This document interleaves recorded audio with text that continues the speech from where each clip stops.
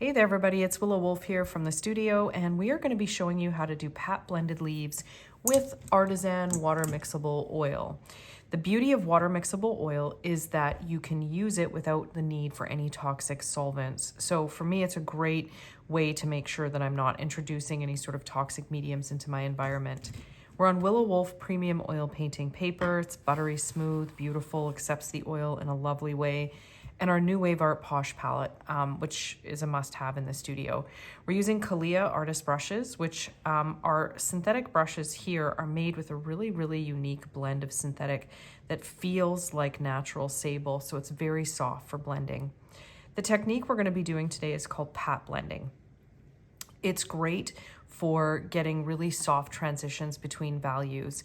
The other technique we're going to be doing is called stroke accents, and I learned those from my mentor Priscilla Hauser.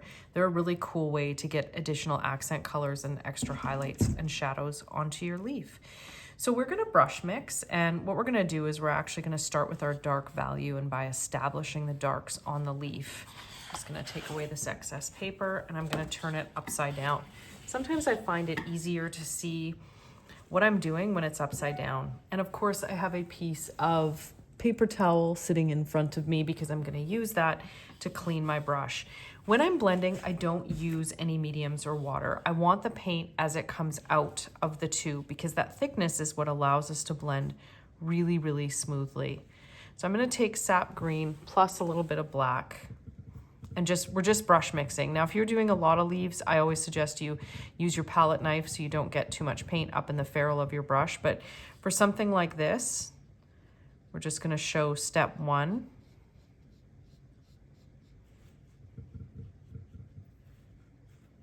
And we're gonna establish that vein line. Now, these are what I call specific shaped leaves, meaning that we want a shadow specifically above that vein line. And I want to round out that curve there so that I keep a natural form. I got too much paint on my brush. So I'm just going to wipe it off. And as I said, we're just brush mixing that black and sap green. And we're going to come in here. And sometimes it's easier. You'll see how I use the chisel edge of the brush to shape the leaf. Now, even if your edge is a little bit fuzzy, you're going to be able to fix that later with a little bit of line work. And this meets with the vein line in the middle of the leaf.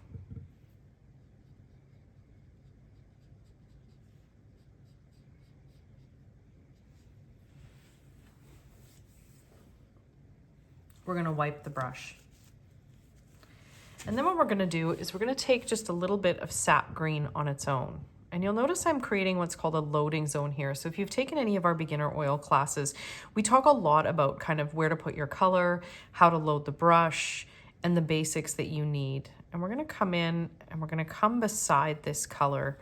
It's okay for them to meet,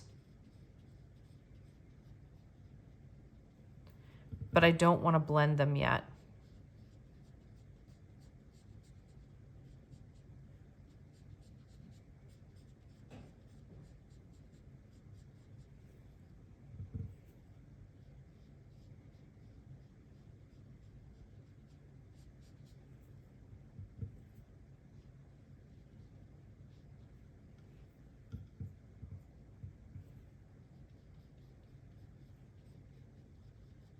And I don't need perfect edges.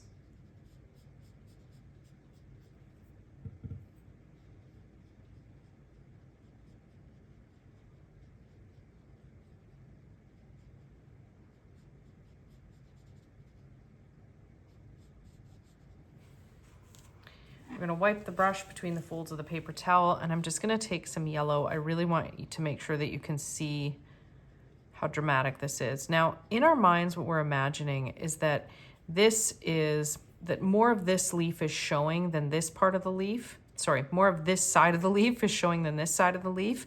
And what that means is we might see a brighter highlight. And then the leaf is kind of, that vein line is rolling under a little bit, which is why we see a shadow. It's considered what we call a bit of a stylized leaf, meaning that we have a bit of a rule set to it to make it consistent looking when we paint it. Not all leaves are formed this way, but it's a really fun way to create shape and dimension.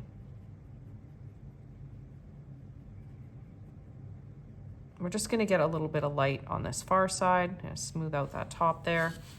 And when we get to this next one here, I'm gonna fast forward a little bit, get this based in to look the same as this, and then we'll show you how to blend it. Okay, and when we blend our leaf, so this is painted identically as this one. I'm just creating a worksheet that we can use just for a visual representation later. So this is exactly blocked in the way this part was here, and now we blend. So to blend, we put our brush between the folds of the paper towel, press and pull. And oops, and we try not to do that. Let's move that out of the way. And we're gonna make sure that we have that paper towel beside us here.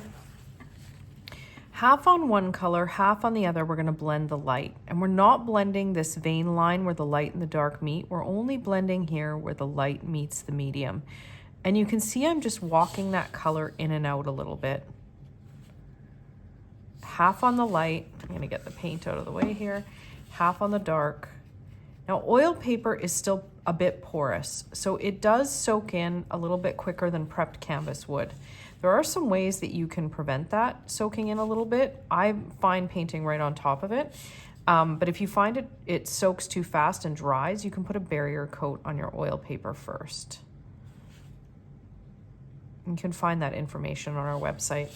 So there's the lights, and so you'll notice here we're blending kind of part on the light, part on the medium. Here we're blending all the way around, straddling the line where those two colors meet. Then we're gonna blend our dark and our medium.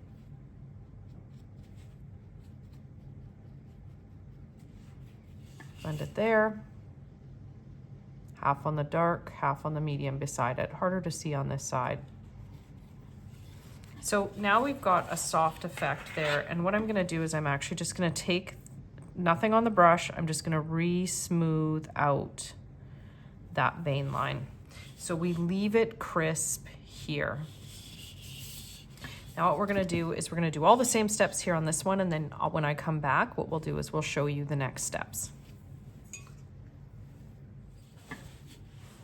Okay, now that we have this one blocked in and blended, just like this one was done, we're gonna show you the next step. Our next step is to take a lighter value. So depending on the color of the leaf, your instructions of what your painting should tell you, or if you're on your own, you just pick a lighter value than what's here. And in a smaller space than the first light, this is called stacking, meaning I don't want to cover this whole yellow area. I just want to brighten it in the middle and then blend around.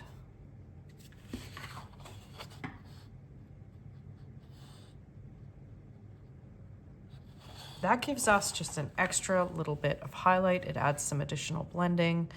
And I can add, if I want, a little bit on the outer edge. We could also deepen the darks in here if we needed to. I don't know that we need to. I'm gonna take that lighter value and I'm just gonna come in from here using the chisel edge of the brush. It's good to get used to that. It didn't show up, let's do it again. Sometimes the chisel edge of the brush will give you a much sharper line than a liner. There you go. All right, and next we paint the strokes.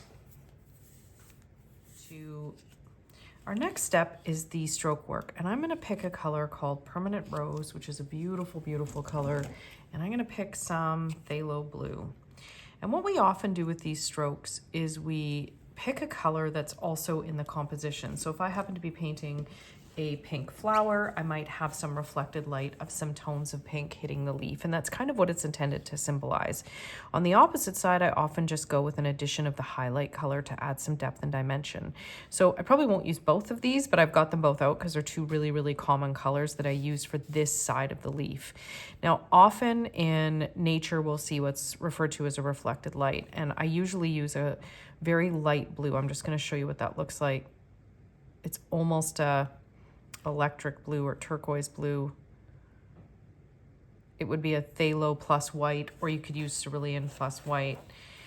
My other favorite is just this, just because it's fun. So let's use this color here. Before we do this side, we do the highlights on the left. And the trick with these strokes is that your brush is held parallel to the edge of the leaf for the most part. But the bigger trick is that you're moving in towards the center vein line and a little bit towards the top. So those stroke directions are kind of your biggest key here. And I'm going to take a little bit of white plus yellow, and we're going to do some highlight ones first.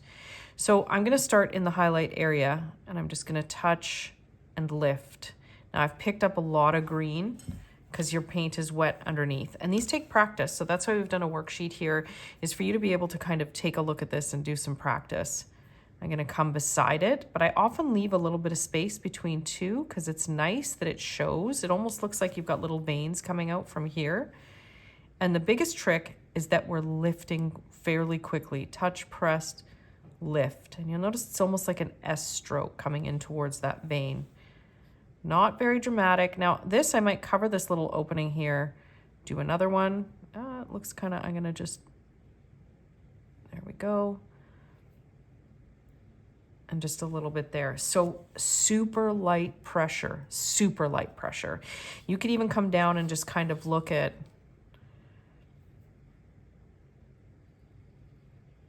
what that stroke might look like lifting off the surface. On the other side, I'm going to turn it the other way. Make sure I'm still in frame here. And I'm going to pick, do we want pink or blue? Let me just see what I feel like here. We use blue more commonly, so let's use blue for today. But pink is beautiful. By pink, I mean permanent rose. So get the angle that feels most comfortable to you. And make sure your paint is out of the way. Touch. Normally it's a little bit flatter looking than that. Touch. And see how the brush is flat when it starts and angles up. Leave a little bit of space.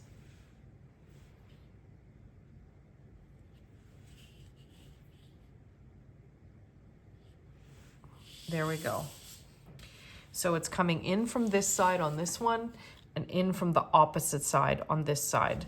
And once they're done, don't go in and try to fix them. Don't touch them, just kind of leave them as they are.